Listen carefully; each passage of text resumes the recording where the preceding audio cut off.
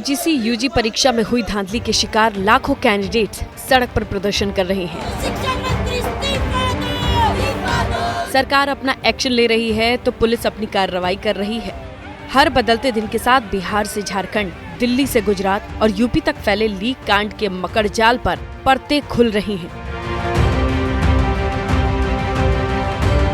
NEET UG परीक्षा paper leak का Jharkhand connection सामने आने के बाद पुलिस एक्शन मोड में है। झारखंड के देवघर से गिरफ्तार सभी 6 आरोपियों को लेकर बिहार पुलिस की ईओयू की टीम पटना पहुंच गई।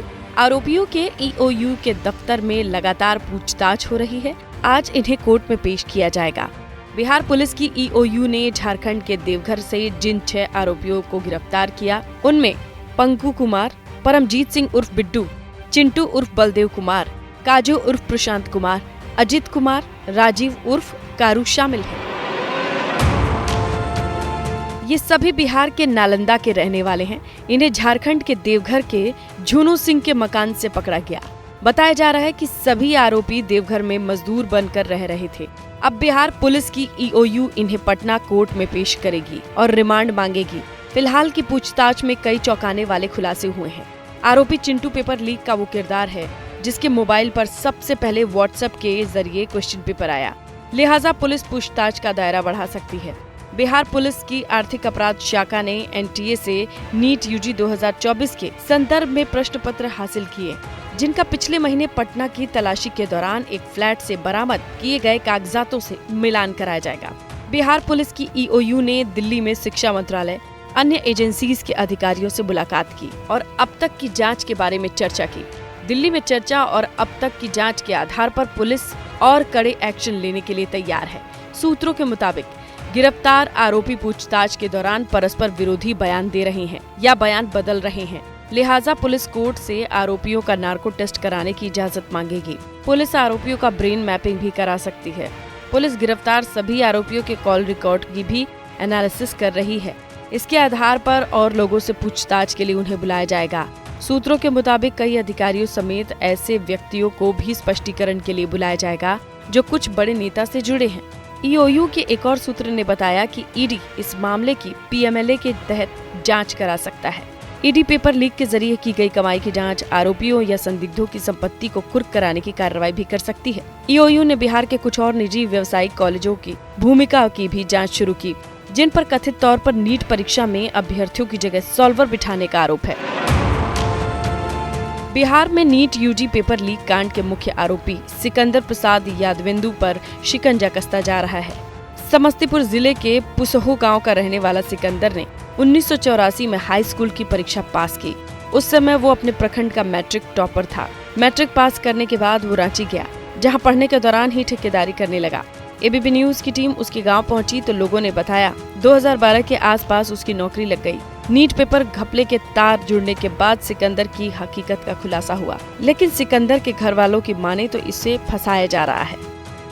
पूरा सब झूठ दिखाया जा रहा है। अगर वैसे बात रहता तो हम 3 भाई हैं। पापा जी जना 2 भाई थे तो हम 3 भाई हैं। तीनों भाई पढ़ लिख के अभी खेती बाड़ी या फॉर्म तोर्म भरते हैं तो हम नहीं करवा लेते, लेकिन मीडिया लोग के वो बढ़ा चढ़ा के पूरा हाईलाइट बनने है। हमरा के का मालूम हो रहल छै जी गलत गुंडा खाली इतना फंसाई दल के लाइन का आदमी नहीं छथिन। पेपर और मीडिया के माध्यम से जो है सो मुझे भी जो है सो देखने सुनने को मिला। ये 1984 में मैट्रिक पास किए थे।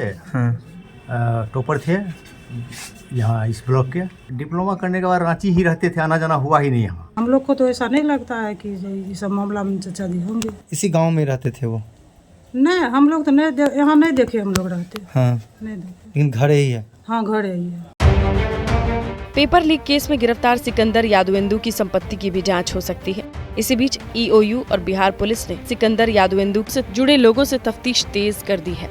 पुलिस को शक है कि नीट केस के सिकंदर से जुड़े और भी कई लोग शामिल हो सकते हैं। सिकंदर से जुड़े ट्रैक्टर ड्राइवर को भी पुलिस ने पहले ही गिरफ्तार कर लिया है।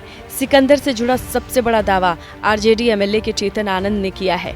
दरअसल सिकंदर से तेजस्वी यादव के पीएस प्रीतम का नाम सामने आ रहा है। ऐसे में चेतन आनंद का दावा है कि तेजस्वी यादव के दोनों पीए हरियाणा से हैं, जिसकी जांच होनी चाहिए। इसके साथ ही उन्होंने सवाल किया कि जांच के सारे सूत्र तेजस्वी यादव के अंगने में क्यों खुलते हैं। हरियाणा में एक सेंटर में 6 के 6 लोग जो है परफेक्ट स्कोर करना, ये कोई संयोग नहीं हो सकता है। और बिहार में उसके सूत्रधार मिलना ये भी कोई संयोग नहीं है। तो ये दोनों का जो जांच होना चाहिए, और जब जांच होगा तो उसके ऊपर कुछ ना कुछ आएगा, ये हम मानते हैं। क्यों आपको ऐसा लगता है? देखिए, हम उस पार्टी में रहे हुए हैं, पार्टी को हमने बहुत करीब से देखा हुआ है, और आज भी विदाउट कैमरा अगर बड़े बड़े लीडर जो उस पार्टी में हैं उनसे अगर आप पूछिएगा तो ये दो लोगों का जो है बहुत अच्छा रेपुटेशन उनके नज़रों में नहीं है। पिछले बार भी जब सरकार आई थी तो इन्हीं दोनों का नाम उछलता था कि सरकार को बदनाम करने में और धांधली करने में इन्हीं दोनों का नाम उछलता था। ये संयोग नहीं हो सकता है कि हरियाणा में उसके जो है आपको लिंक्स मिले और उसके बाद बिहार में लिंक्स मिले। हालांकि चेतन आनंद के इस दावे में कितना दम है अभी से पक्के तौर पर कुछ नहीं कहा जा सकता, लेकिन इसे लेकर के बिहार में सियासी घमासान जोरों पर है। जहाँ भी बीजेपी शासित राज्य है पेपर लीक होता रहा है। हम लोगों के सत्ता के बाहर जाने के बाद भी आप देखिएगा जो शिक्षा विभाग से शिक्षकों की तीसरा जो चरणबद्ध जो निकलना था उसको रद्द किया गया क्योंकि पेपर लीक हो गया, और वो पेपर लीक करने वाला अभी भी घूम रहा है। नहीं, इस पर तो माननीय शिक्षा मंत्री जी, भारत सरकार, उनका खुद का ध्यान है, और जहाँ जहाँ देश भर में जो कुछ बात इस संदर्भ में आ रही है उस पर सरकार गौर कर रही है, और मामला कोर्ट में भी है।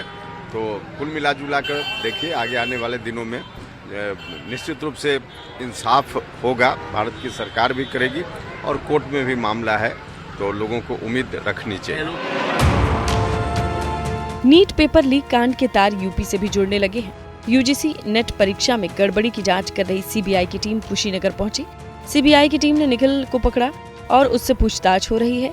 निखिल ने टेलीग्राफ पर यूजीसी नेट के पेपर के कुछ हिस्से को पोस्ट किया था।